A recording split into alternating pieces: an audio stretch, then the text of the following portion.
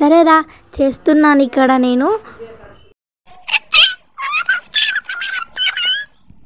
చాలా సింపుల్ రా, నేను చెప్తాను.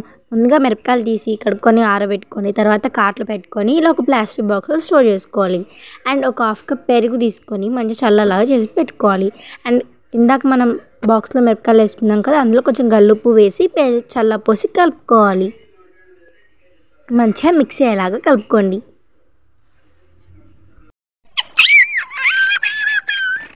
ఇవి 3 days నాననివ్వాలిరా. పెరుగు ఉప్పు మిరపకాయలకి చాలా బాగా పడుతుంది. అప్పుడే చల్ల మిరపకాయ చాలా టేస్టీగా ఉంటుంది.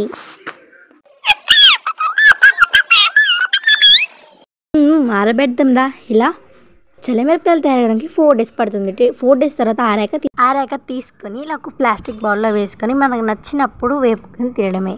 ఇది 2 months వరకు ఉంటుంది. Thank you. తీసుకొని తినడమే. ఓకే గైస్, ట్రై చేసి comment let me know. By.